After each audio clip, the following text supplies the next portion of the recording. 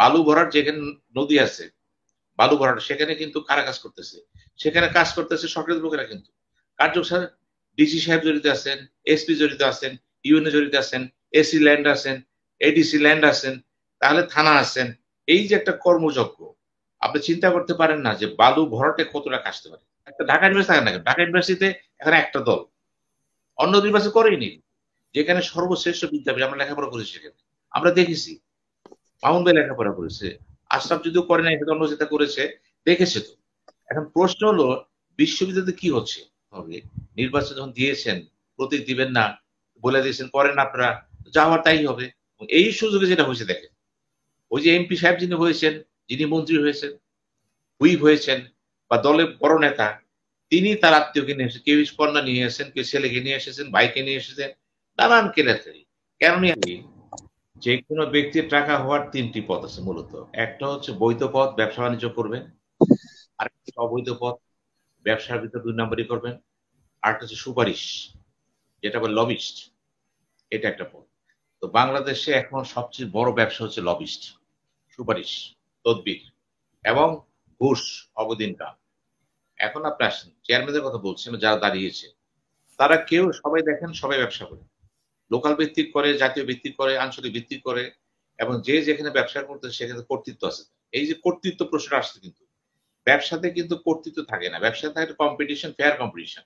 এখন আপনি যদি কোনো এলাকা বা কোনো বিজনেসকে কর্তৃত্ব করতে চান, তাহলে সেই বিজনেসটা আপনার কুকিগত হয়ে যাবে, লোকালি হবে, ডিভিশনালি হবে, ডিস্ট্রিক্ট হবে, ন্যাশনাল লেভেলে হবে। জাতীয় পর্যায়ে যেমন কুকিগত হয়ে গেছে, পুঁজিবাদ দাঁড়ায় গেছে, এবং স্থানীয় পর্যায়ে তাই হয়েছে। এখন নির্বাচনটা যারা করতেছে বিশেষ করে সরকারি দল থেকে, এরা কিন্তু কেউ গরিব না। এরা যেহেতু দল করে, এই সবে যারা মন্ত্রী এমপি হয়েছে, লক্ষ্য রাখবেন কিন্তু 18 সালে যারা এমপি মন্ত্রী হয়েছে, এমপি যারা হয়েছে, তারা কিন্তু মানসিকভাবে দুর্বল ছিল। আর দলের কাছে দুর্বল এই জন্য, দল জানে যে তার নির্বাচিত ছিল না, কোন না কোন নির্বাচন করা হয়েছে।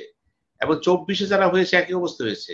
একজন এমপি যখন মনে করবে, উপজেলার চেয়ারম্যান যখন মনে করবে, জেলা পরিষদ চেয়ারম্যান মনে করবে, আমি তো জনগণ নির্বাচিত হইনি, অথবা আমি তো কারচুপি করেছি, সেইখানে কিন্তু দলীয় প্রভাব ব্যক্তি যারা থাকে, বা দলের ভিতরে প্রভাবশালী ব্যক্তি যারা থাকে, অ্যাকচুয়ালি তারা নিয়ন্ত্রণ করে, কিন্তু এখানে এমপি অসহায়। কিন্তু আপনাকে বুঝতে হবে জিনিসটা, মৌলিক সূত্র হচ্ছে এখানে টাকা বানানোর অন্যতম কারণ ছিল এমপি যিনি হয়েছে তিনি কিন্তু কথা বলতে পারছেন না। যেমন উদাহরণ দিয়ে বলি আমি, আমার এলাকার ২টা এলাকা, একটা শ্রীনগর, লৌহজন।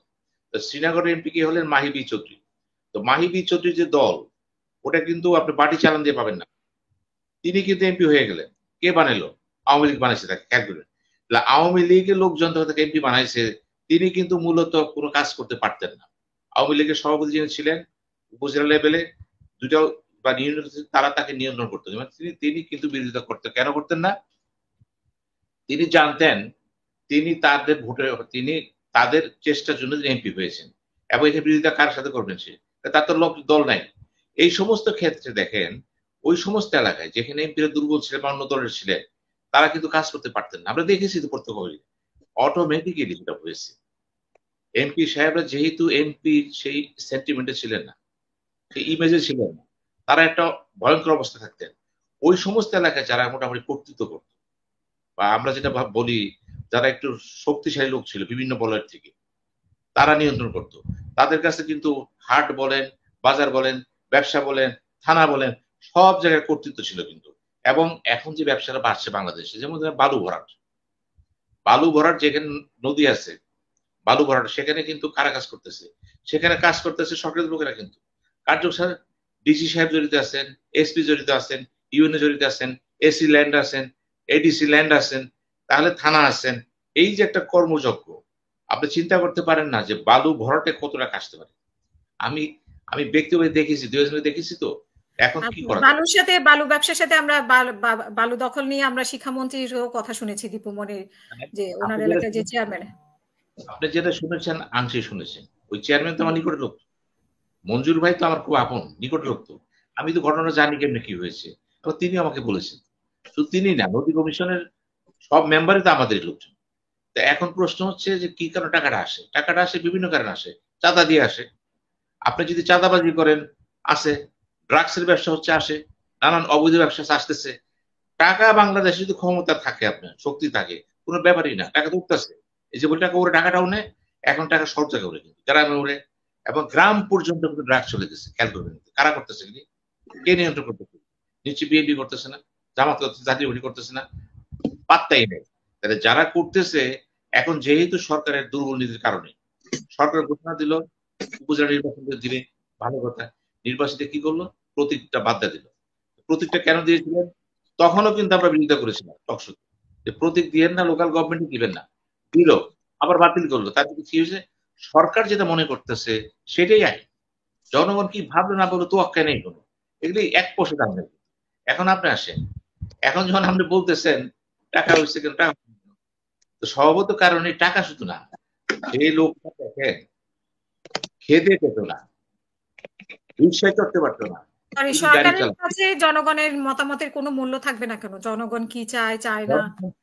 জনগণকে যেহেতু সরকার গুরুত্ব দিচ্ছে না, জনগণকে প্রশ্ন তো দিবেন এটার এটার কারণ কি সরকার ভোটে আসেনি, মানে জনগণের ভোটে আসেনি, জনগণের প্রতিনিধি না, এরকম? যে নিয়ে ভোট করতেছে, ইলেকশন করতেছে, জনগণ প্রয়োজন নাই। জনগণের জেনে সরকার ফিল করতে জনগণ দরকার নাই, আর জনগণ ফিল করতেছে আমাদের প্রয়োজন নেই। তাহলে এখানে কোথায় নির্বাচন হচ্ছে দেখা দরকার। একটা ঢাকা ইউনিভার্সিটি থাকে না, ঢাকা ইউনিভার্সিটিতে এখন একটা দল, অন্য নির্বাচন করেইনি, যেখানে সর্বশ্রেষ্ঠ বিদ্যাপীঠ, আমরা লেখাপড়া করেছি সেখানে, আমরা দেখেছি। মামুন ভাই লেখাপড়া করেছে, আশরাফ যদিও করে নাই, অন্য যেটা করেছে দেখেছে তো। এখন প্রশ্ন হলো বিশ্ববিদ্যালয়ে কি হচ্ছে? ওখানে বিসিতে শুরু করে ডিতে শুরু করে একই অবস্থা হচ্ছে। এই যে অবস্থাটা দাঁড়াইছে এখানে, এখানে তো অর্থের খেলা হচ্ছে, কিন্তু পাচ্ছে খেলা একটা গোষ্ঠীকে। আওয়ামী লীগের সবাই পাচ্ছে না তো, একটা অংশ পাচ্ছে, যারা ক্ষমতাধর ব্যক্তি এলাকাতে, অথবা যারা মনে করে ক্যাডার মেনটেন করতে পারতেছে তারা পাইতেছে। এই জন্য আপনি হলফনামায় দেখছেন কিছুই না। আবার দেখেন ওই যে কি মাছের ব্যবসা, একটা ব্যবসা আছে, মাছের ব্যবসা কতগুলো সুযোগ সুবিধা পাওয়া যায়, এটা আশরাফ জানে, মুম্বাই জানেন তো। ওগুলি কিন্তু ঢালাওভাবে হয়েছে কিন্তু, এবং এই মাছের ব্যবসা দিয়ে কিন্তু অনেক অবৈধ পয়সা করা হয়েছে। আবার শেয়ার মার্কেট ঢুকেছে তার টাকা দিয়ে। এখন টাকা আছে কত, কত টাকা আপনার ব্যাংকে আছে, নিজের কাছে আছে, হিসাব করে দেখা যাবে এই টাকা তো কিছুই না। আপনার ব্যাংকে যদি, ব্যাংক ছাড়া টাকা কোথায় আছে, তার পরিমাণ তো ৩-৪ গুণ হবে। সুতরাং বাংলাদেশ ১৫ বছরে সমৃদ্ধ হয়েছে। কিছু কিছু ব্যক্তি কলা গাছে বট গাছ হয়ে গেছে, জাতীয় পর্যায়ে হয়েছে, ব্যক্তিগত পর্যায়ে হয়েছে। কাজেই আপনাকে চিন্তা করতে হবে, নির্বাচন যখন দিয়েছেন প্রতীক দিবেন না, বলে দিয়েছেন করেন আপনারা, যাওয়ার তাই হবে। এই সুযোগে যেটা হয়েছে দেখেন, ওই যে এমপি সাহেব যিনি হয়েছেন, যিনি মন্ত্রী হয়েছেন, হুইপ হয়েছেন, বা দলের বড় নেতা, তিনি তার আত্মীয়কে নিয়ে এসেছেন, কেউ কন্যা নিয়ে এসেছেন, কেউ ছেলেকে নিয়ে এসেছেন, ভাইকে নিয়ে এসেছেন, নানান কেলেঙ্কারি। কেন নিয়ে আসলেন? কারণ তিনি দেখতেছেন ইচ্ছা করলে তো পারি।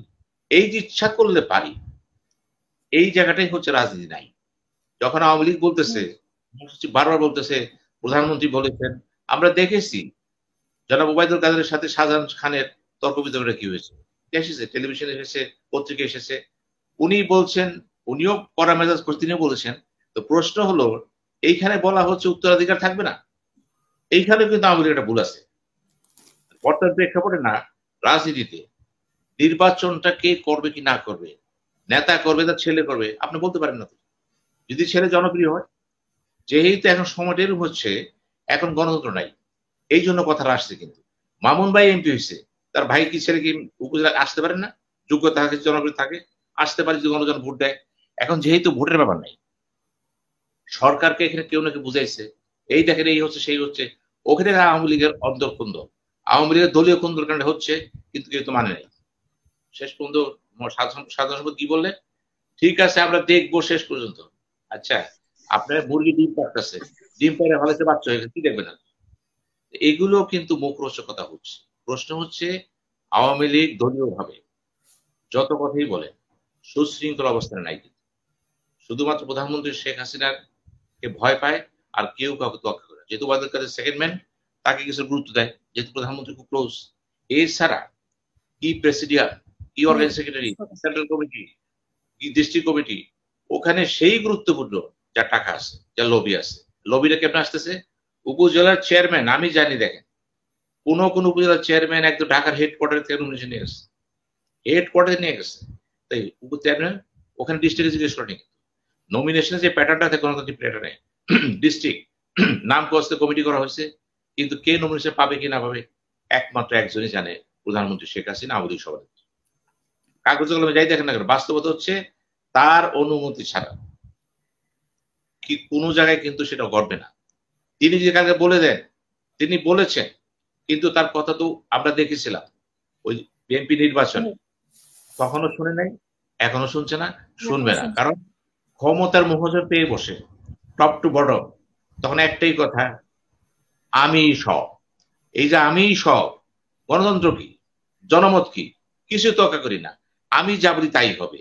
এইটাই হচ্ছে এই মুহূর্তে বাংলাদেশের গণতন্ত্রের চরিত্র, আর সেটাই কিন্তু প্র্যাকটিস করা হচ্ছে উপজেলায়। ধন্যবাদ।